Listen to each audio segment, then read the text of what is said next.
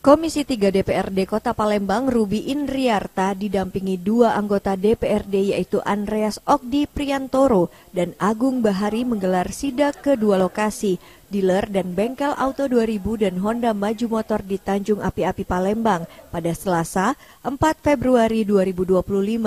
Anggota DPRD Kota Palembang ini juga bersama dengan OPD terkait meninjau lokasi. Sidak ini dilakukan sebagai tindak lanjut atas laporan masyarakat terkait dugaan adanya pelanggaran lingkungan hidup. Sidak pertama dilakukan di dealer dan bengkel Auto 2000. Di sini anggota DPRD memaparkan aduan masyarakat kepada pihak Auto 2000 dan langsung mengecek bersama. Karena kami fungsi pengawasan dan laporan masyarakat, tentunya ini menjadi tugas kami.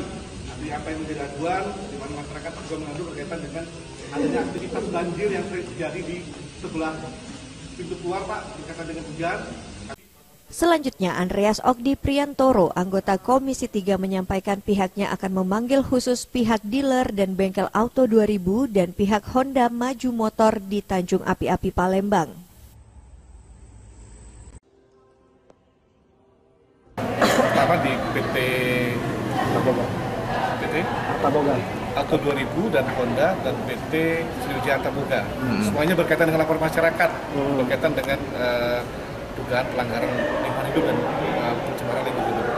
Jadi kami sidak, datang dan memastikan semuanya berjalan dengan baik. Dan hanya beberapa yang kami temukan di lapangan masih menjadi masalah, kami akan panggil ulang ke Komisi 3 ke depan. 2000 kita masih berdebat persoalan dengan adanya saluran air, apakah ini menjadi saluran air yang dibangun atau ini memang ada sungai yang ditimbun. Maka ini nanti akan kita panggil khusus untuk Auto 2000 dan Honda Maju Motor. Tadi sempat meninjau titik-titik banjir juga ya? Betul. Dan memang faktanya ada bahwa di sana antara gorong-gorong yang dimiliki oleh Auto 2000 sangat tinggi, sedangkan jalan sangat rendah sehingga sudah menyebabkan banjir di kawasan kampung ini. Kita lihat dari aktivitasnya ada saluran yang terhambat, artinya tersumbat. Apakah itu karena bangun jalan yang rendah ataupun air yang cukup deras dari buangan limpahan dari Auto 2000. Langkah selanjutnya?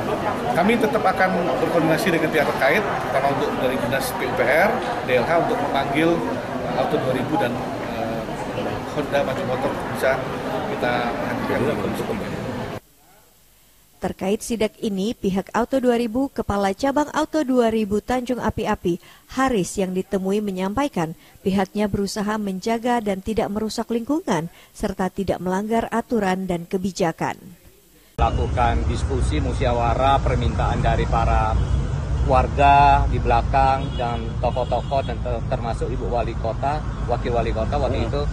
Yang penting adalah bagaimana saluran itu dirawat. Jangan sampai ada sampah yang mengakibatkan jadi mampet.